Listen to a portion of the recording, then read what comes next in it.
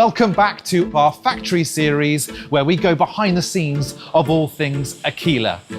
In episode 1, I came and arrived here in China at the Sino Eagle factory, the home of Aquila. We looked at how they look after their team, their main offices of business operation, their design center, and their R&D facility. In episode 2, we're going to be looking at all the other components that make an Aquila so special.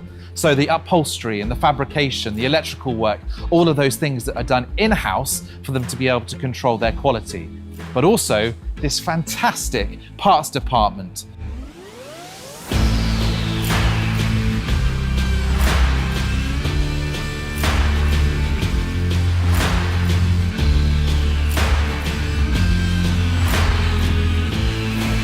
So let's regroup with Alain and carry on our factory tour.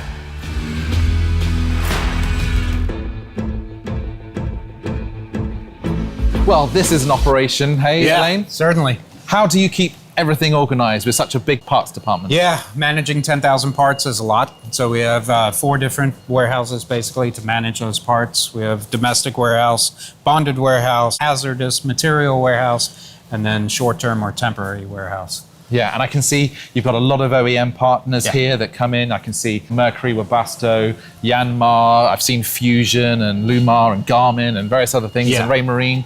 How is it properly all organized? I can see you've got barcodes, is it? Exactly. So as products or trucks come in, everything is barcoded in individually, put on the shelves. The person in the picture that you see there, that person is responsible for their shelving unit, their items on that shelf. When the production team calls for the materials or the parts, they're collated into a bin or palletized. So we use a computer-based system that's tied to our production facility to our parts warehouse. Do you think that skill set on being able to scale such an operation on the back end of the business has really helped with the efficiency of being able to feed that dealer demand on new product and getting customers' boats is the most timely manner possible? Yeah, absolutely. We want to provide the boats that our dealers need. So this is a core function that in order to do that, to keep the production line moving, because we are a production builder, so we have to keep the production line moving. So this department warehousing parts facility is critical to the rest of the boat building business that we have. I know that you've spoken about the upholstery and the fabrication work. That's all done in-house too. Correct. So I'd love to check that out to see the other elements that come into the hull.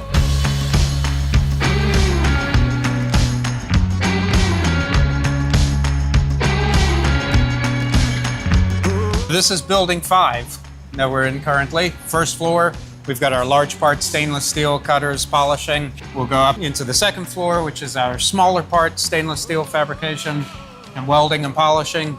Third floor is our woodworking cabinetry making area. And then our 4th and final floor in building 5 is our upholstery.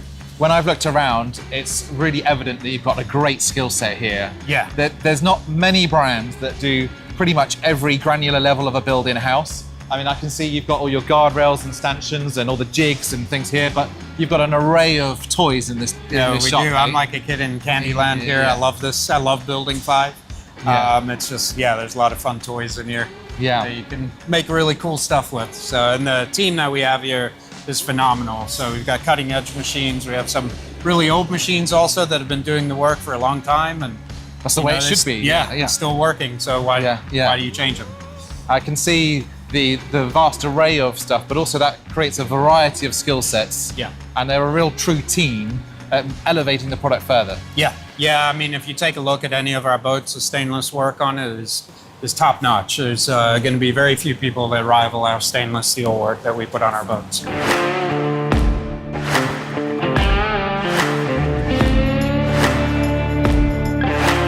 This is your main woodworking shop. Yeah, so we have a 4-axis mill and lathe machine, CNC cutting. We have edging equipment to put all the edging on the woodwork. And then obviously we've got our craftsmen that build the furniture that go into the boat. It's a really varied skill set that Aquila employ, and that craftsmanship level is really high, the attention to detail and everything.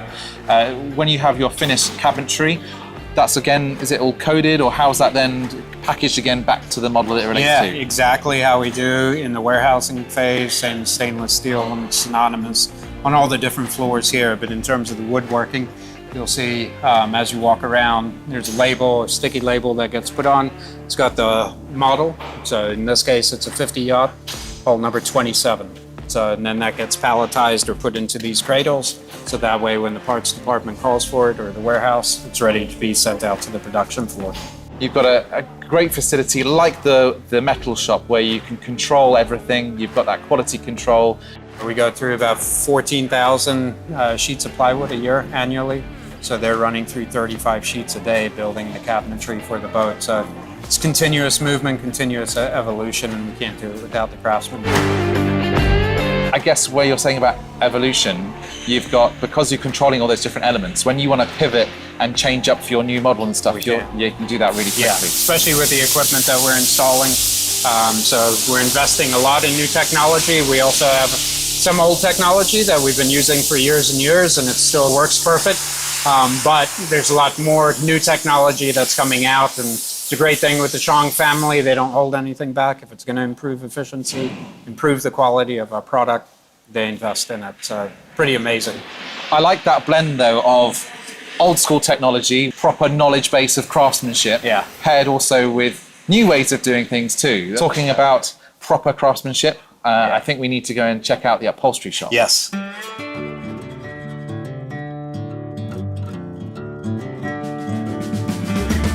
We're still in building 5. Correct, fourth floor. And we're now in upholstery. Hey? Yeah. I can't see any wood here. It's all nylon boards, so you're not going to have any rotting out of any upholstery. Yeah. That's the first thing I see. No, we try to stay away from plywood as much as possible, especially in the exterior of the boat and the bow or the aft cockpit. Just for the life expectancy of the product, we'd rather not have wood. Yeah, and so the different colors that I can see, is that different densities? Correct. A good example is you'll see that's actually a cushion that goes inside the boat. You'll see the two different exterior density and then the interior density, which is more firm, so you can actually sit on that, where the exterior shell is softer, so when you push on it. And you've got quite a lot of skill set here. I can see that you've got fantastic cutting machines and CNC. You've got the guys working away. You've got ladies busy sewing across from us. This is a really well set up shop, isn't Yes, correct. Yeah, seamstresses behind us. Each of them have over 10 years experience building furniture as well as upholstery. We have CNC machines for cutting the soft upholstery. We have leather cutting, CNC and punching units, and then we have a knife blade system for cutting our different shapes into the foam. See a lot of manufacturers that will just buy an off-the-shelf helm seat, and you might go to a boat show and see that helm seat or certain cushions across 10 different manufacturers, whereas with your stuff, because you have everything designed from the ground up in-house, that helps to elevate the product, and it's all designed with a harmony at play. Yeah, absolutely, and we take a lot of our feedback from our customers. As you know, we have a standard package that goes on every boat, but then we now have the ability to offer customized packages.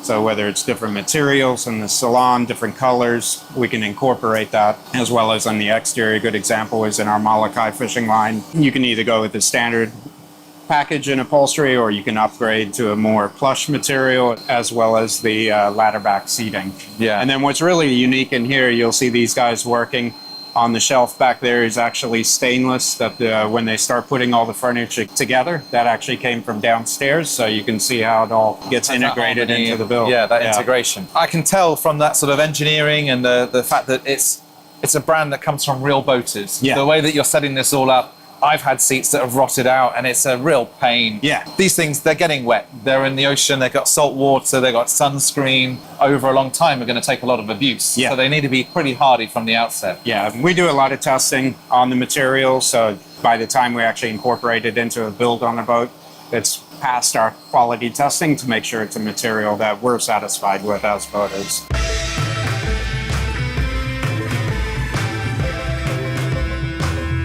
So what are we going to have in the next episode? So now we're going to get to go see the lamination process and how all of these different parts go into the actual build. Can't wait. Let's go.